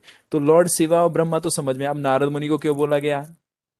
इनको भी कहीं कहीं भगवान बोला गया, भागवत में लिखा गया है, पौपा जी बताते हैं, आचार्य लिखते हैं, क्योंकि भगवान की तरह ही भक्ति दे सकते हैं, भगवान की तरह कार्य करते हैं। भगवान जी शुद्ध नहीं करेंगे किसी जीवात्मा को, लेकिन ये दृष्टिपात कर देंगे, उसको शुद्ध कर देंगे। तो शुद्ध करने वाला तो एक ही व्यक्ति है, कौन? भगवान। सामान्य व्यक्ति तो किसी को शुद्ध नहीं कर सकता। कहते हैं ना कि परम धाम परम पवित्रम, सुप्रीमली प्योर कौन है? भगवान श्री कृष्ण। तो भगवान जिस पे भी दृष्टिपात करेंगे वो शुद्ध हो जाएगा। जैसे सूर्य मल को भी अगर स्पर्श करता है और मूत्र को भी स्पर्श करता है तो उसको भी शुद्ध कर देता है। तो वो खुद भी अशुद्ध नहीं होता, खुद अशुद्ध नहीं होता।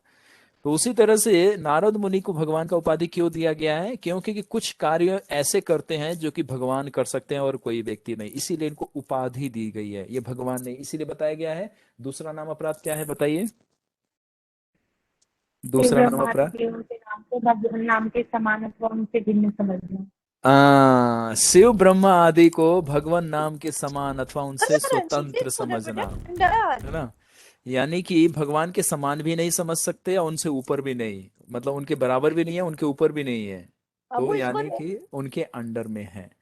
तो उसी तरह से उपाधि दी गई है। तो मैंने यहाँ पे दशरथ जी के बारे में इसलिए बताया क्योंकि भगवान के पिता हैं। जैसे नंद बाबा थे, तो भगवान का पिता कोई सामान्य व्यक्ति नहीं बन सकता, वो भगवान से भी शक्तिशाली है, तभी तो उसका पिता बन गया। जैसे हम एनालॉजी में बोलते हैं ना, तुम्हारा बाप है ये जैसे बच्चे लोग शरारत करते हैं तो दूसरे वाले को कहते हैं ना, बाप निकला ये तो इसका भी तो यानी कि वो बाप नहीं बन गया बोलने मात्र से, लेकिन उसको गुणों के आधार पे, उसके एक्टिविटीज के आधार पे, उसके कार्यशैली के आधार पे या किसी विशेष परिस्थिति के आधार पे उस शब्द से उसको संबोधित कर दिया जाता है, ताकि लोगों को सेंस क्लियर हो जाता है। जैसे बच्चा शायद कहता है ये तुम्हारा बाप है ये, या कोई चतुराई बहुत करता है तो हम दूसरे कहते हैं वो तुम्हारा गुरु है, तो यानी कि वो गुरु नहीं बन गया या तुम्हारा बाप नहीं बन गया। यानी कि उपाधि दी गई कि इस सेंस से, इस भाव से समझ लो कि उस व्यक्ति का स्थिति क्या है।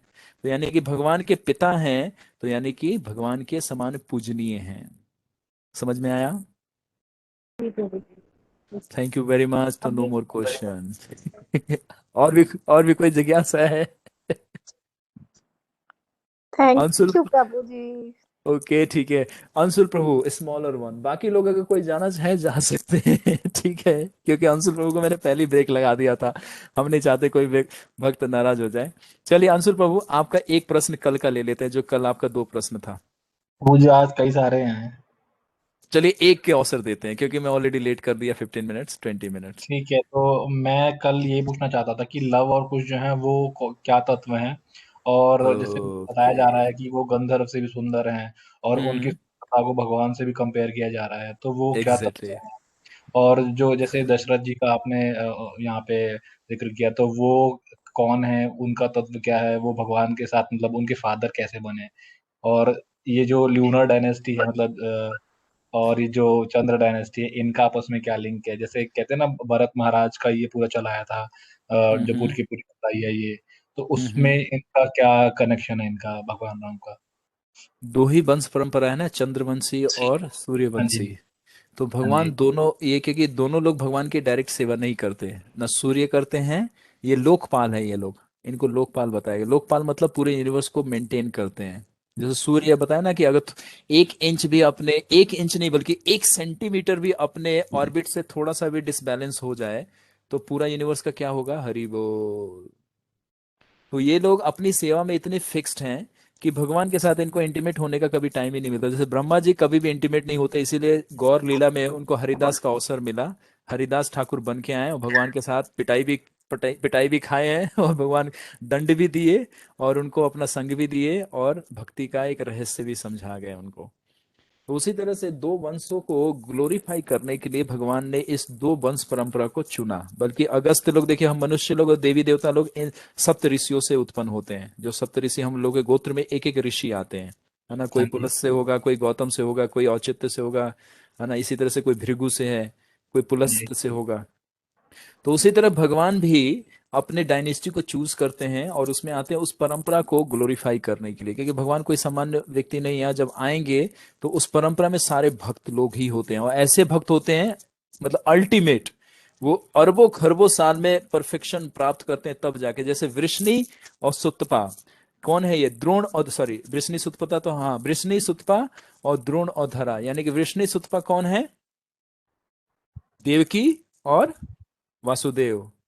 और द्रोण धरा कौन है, यशोदा मैया, नंद बाबा। तो ये लोग कौन थे, ये लोग वसु थे लास्ट बर्थ में, प्रीवियस बर्थ में। लेकिन इन्होंने ऐसी तपस्या, सीवियर तपस्या की जो पूरे यूनिवर्स में आज तक किसी ने परफॉर्म नहीं किया। और भगवान इनसे प्रसन्न होकर विष्णु के फॉर्म में आए और उन्होंने बोला कि क्या चाहिए। तो दोनों ने तुरंत क्या बोला कि मुझे आप पुत्र के रूप में प्राप्त करना है, आपका वात्सल्य प्रेम मुझे चाहिए। क्योंकि रस का वो था ना, रस का मैटर था। जी। तो उन्होंने, तो भगवान ने बोला कि ठीक है, आप लोगों को मैं, है ना, यशोदा और नंद के रूप में स्वीकार करूंगा, आप मेरे पिता और माता बनेंगे। तो दशरथ महाराज कोई और नहीं है, नंद बाबा है। लेकिन इसका आपको और डायमेंशन समझना है तो थोड़ा प्रतीक्षा करिए, जब अभी इनका ठीक है चरित्र प्रभु। आएगा। मैंने बताया है ना कि मैंने स्पेशली बोला है कि कैरेक्टर की जब चर्चा आएगी तो उसका बैकग्राउंड मैं खुद ही बताऊंगा आप लोगों को। और इतना सुंदर लगेगा आपका जो फेथ है ना, शास्त्रों को जब हम सुनते हैं ना तब हमारा फेथ बढ़ जाता है कि हम लोग, ये जो कहते हैं ना मिथ है, माइथोलॉजी है, मूर्ख लोगों को पता क्या है। अंधे लोग थोड़ी ना देख सकता है, आंखें चाहिए ना, तो शास्त्र चक्षु गुरु देते हैं और हमारे आचार्य लोग देते हैं। तो जब दशरथ जी का आएगा चरित्र, अभी आ ही तो रहा है, उनका सबसे पहला चरित्र तो उन्हीं का आएगा, उन्हीं के तो राज्य में प्रवेश किए हैं। तो जब उनका चरित्र आएगा तो जो बैकग्राउंड अगर मैंने कहीं से स्टडी किया तो जरूर बताऊंगा, लेकिन अभी बेसिकली यही बताया गया है। वो कोई और नहीं, नंद बाबा है। कौशल्या कौन है, यशोदा मैया है। हर युग में यही माता पिता बनते हैं। गौर लीला में सच्ची माता कौन है, यशोदा मैया है, कौशल्या है ना। और जगन्नाथ मिश्र कौन है, वही दशरथ महाराज है, वही नंद बाबा है। तो एक तत्व में आप बेसिकली ये समझिए, बाकी तत्व आएगा तो जब देखेंगे कि ऑडियंस उस तरह का रहेगा तो चर्चा करेंगे, ठीक जी है। प्रभु। हाँ जी। तो चलिए आज ये प्रश्न का इतना ही उत्तर रहने देते हैं, और जब दशरथ जी प्रभु का को एक और चर्चा, क्वेश्चन है छोटा सा। नो सॉरी, अब हम पर्सनल लेंगे, क्यों, क्योंकि सभी लोग वेट कर रहे हैं। मैं नहीं चाह रहा कि किसी का शेड्यूल बेकार हो, क्योंकि कितने लोग वर्किंग में हैं। तो प्लीज, अगर रामायण से रिलेटेड है तो मेक श्योर आप इसको नोट्स बना के रखिए, फिर मैं कल आपको अपॉर्चुनिटी दूंगा, ठीक है। ठीक है प्रभु। हाँ जी। प्लीज नोट करके रखिए, और पर्सनल है तो obviously you are free to make a call और टेक्स्ट, ठीक है। तो प्रभु जी प्लीज अभी कल, लव कुश कल और बचा है प्रभु मगर। लव हमें लिख के रखिए, मैंने बोला सबका बताएंगे, सभी का ठीक है बताएंगे। प्रभु। लव लव कुश कौन है, कहाँ से आए, उनका जन्म कैसे हुआ, जब वो चर्चा आएगा तब। मैंने बोला ना, एक एक, अगर मूवी में चलते चलते हम अभी से कह दें कि नहीं जो लास्ट में सीन होने वाला शुरू में दिखा दो, तो मजा नहीं आएगा। थोड़ा मूवी को आगे बढ़ने दीजिए, थोड़ा सस्पेंस और थ्रिलर आने दीजिए, थोड़ा रोमांस होने दीजिए, थोड़ा एक्शन आने दीजिए, थोड़ा ट्विस्ट आने दीजिए, तब अच्छा लगेगा आपको इसमें, ठीक है। जी प्रभु। कैरेक्टर के लिए मैंने रिस्पॉन्सिबिलिटी ली है, हम खुद ही बताएंगे, आप लोगों को पूछने की आवश्यकता नहीं पड़ेगी, हम खुद ही आपको आगे पीछे का बता देंगे। क्यों, क्योंकि हमें खुद भी आनंद आ रहा है उनका बैकग्राउंड जानने में, जैसे हमने वाल्मीकि जी का बैकग्राउंड समझा उसी तरह से। तो कल मिलेंगे। तो आज हम यहीं पे चर्चा पे विराम देते हैं, सभी लोग रेस्ट कीजिए, कल फिर से मिलते हैं और फिर आगे कंटिन्यू करते हैं। अयोध्या नगरी में दशरथ जी तक हम पहुंच जाएंगे कल, ठीक है। तो ठीक है, थैंक यू वेरी मच सभी भक्तों का। श्री श्री सीताराम लक्ष्मण भक्त हनुमान की जय, श्रील प्रभुपाद की जय, गौर भक्त वृंद की जय। हरे कृष्ण प्रभु जी। एक